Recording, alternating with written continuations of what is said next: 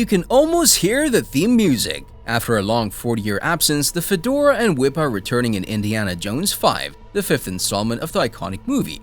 When it comes to iconic movie franchises, some might just come to mind: Star Wars, The Matrix, and all of Marvel. But let's talk about another set of films, one that stands tall among the greats, the Indiana Jones saga. A large number of reviews criticized Indiana Jones and the Kingdom of the Crystal Skull as the worst Indiana Jones movie so far.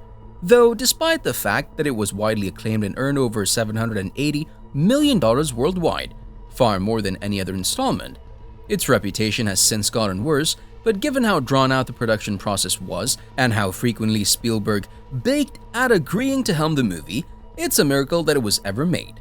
Since Indy first appeared on the big screen 40 years ago, he has become the idealized thrill-seeker in the public's mind. But what draws us back to these releases isn't just his frequently irrational behavior, an affinity for all things khaki, or talent for digging up a priceless relic. It's those flawless action scenes that Steven Spielberg directed. It's the well-known theme tune that represents the start of a brand new adventure. It's Harrison. Even the most devoted Indiana Jones fans were a little let down when 2008's Indiana Jones and the Kingdom of the Crystal Skull came to an end. Yes, there were still 3 fantastic films that featured all the archaeology and Nazi punching you could handle, but few could escape the feeling that the adored explorer, part-time researcher, and teacher was ending his days in disgrace. Since Disney acquired Lucasfilm in 2012, the company has been run by new executives, so it was only a matter of time before the iconic fedora made a comeback. The fact that Dr. Jones, played by Harrison Ford, is the one returning to the screen and getting one last chance to ride into the sunset in style may be even more impressive. Indiana Jones 5 was supposed to hit theaters on July 19, 2019, but due to script difficulties, Steven Spielberg directing other movies like Ready Player One and The Post and the pandemic, there were a number of delays, leading some people to believe it would never happen. Seems to have been on his mind. Where was he supposed to return it to? And now, information on the still untitled Indiana Jones 5 has been gradually emerging over the past few months. After numerous delays, production on the long-running Indiana Jones film was finally completed, as producer Frank Marshall announced in February 2022. After Steven Spielberg stepped down as director, James Mangold is determined to make the wait worthwhile. James Mangold, the film's most recent director, hinted at a trailer and tweeted in March that he had started editing the film. Presenters left a galaxy far, far away today during the Lucasfilm presentation at Star Wars Celebration to announce that Indy's latest adventure will be released in theaters on June 30th, 2023. Yes, that's a long time to wait, especially when you think of how long it has been since Kingdom of the Crystal Skull hit theaters.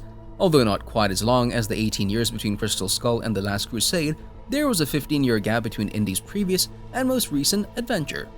Harrison Ford, the one person who's synonymous with Indiana Jones, will undoubtedly appear in the hat once more. Ford has even claimed that nobody else besides him is capable of portraying Indiana Jones. Since the trailer debuted at the Disney event and showed John Rhys Davies reprising his role as Salah for the first time since Indiana Jones and the Last Crusade, he won't be the only returning actor. The female lead, Phoebe Waller-Bridge, has been cast, and we've been given our first look at her in the film as well. She's indeed playing Indy's goddaughter Helena, according to the D23 footage. She'll be joined by Thomas Kretschmann from Marvel, Shawnette Renee Wilson from Black Panther, and Boyd Holbrook from The Predator. Although Mickelson has hinted that the script was everything he wished it to be, the specifics who they're playing are currently being kept under wraps. It has been confirmed that Toby Jones and Antonio Banderas have joined the cast since the shooting began. Indy's love interest from Raiders and Crystal Skull, Marion Ravenwood, might not be coming back.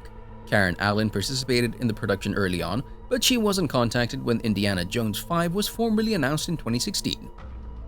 Does that imply she isn't involved? Not necessarily. A lot has changed since 2016, and she's already expressed interest in learning more about Marion's story. Before we go any further, we wanted to let you know that it's time for you to smash that like button if you haven't done it already. In an unexpected turn of events, Star Wars actor Mark Hamill has declared himself a potential antagonist in the 5th movie. Now that's something we would love to see. After all those years we spent spying on the Reds, I thought we were friends, Mac. Although the film's plot hasn't been made public, fans have made a lot of assumptions based on the images that have been made public from the upcoming film. Fans expect that the 5th installment of the series will take place in the 1960s as a sequel to Kingdom of the Crystal Skull, which was released in 1957. When the director of Indiana Jones 5, James Mangold, tweeted in January 2021 that he was mentally living in 60s NYC, because that was the setting of most of his movies. Along with a mention of his love for rock pioneers, the Velvet Underground, he got fans all worked up. There have been various rumors implying that the space race will play a role in the film, in addition to the swinging 1960s inspiration, giving the action-adventure franchise a little sci-fi flair. It would be incredibly fitting for a film set in 1960s to follow a piece of the space race between the US and the USSR. Other than the space race, some of Indy's former enemies appear to have something to do with the upcoming film. In Indiana Jones 5, it appears that the adventurer will fight Nazis once more, just as he did in the first Raiders of the Lost Ark movie. Fans theorize that Mads Mikkelsen may be portraying a Nazi scientist with his own plans to travel to space after one of the set photos revealed a train with a swastika on the side. The infamous conclusion of Indiana Jones and the Kingdom of the Crystal Skull revealed that the Crystal Skulls were made by aliens. Therefore, Indiana Jones 5 must return to its original focus on mythological artifacts like the Holy Grail, Ark of the Covenant, and Sankara stones. My sympathies. Oh, I believe, sister. That's why I'm down here. The Indiana Jones films have always been centered on archaeology, so the science fiction elements that were added at the conclusion of Crystal Skull seemed out of place when compared to the stories of Raiders of the Lost Ark, Temple of Doom, and the Last Crusade. The fact that Indy has no personal connection to the Sankara stones or Crystal Skulls, however, is the most significant error made by both Crystal Skull and Temple of Doom. In Raiders of the Lost Ark, he makes it clear that he's invested in finding the mythical Ark of the Covenant and had a strong desire to find the Holy Grail because his father, Henry Jones Sr., gave the quest more importance than Indy's growing up.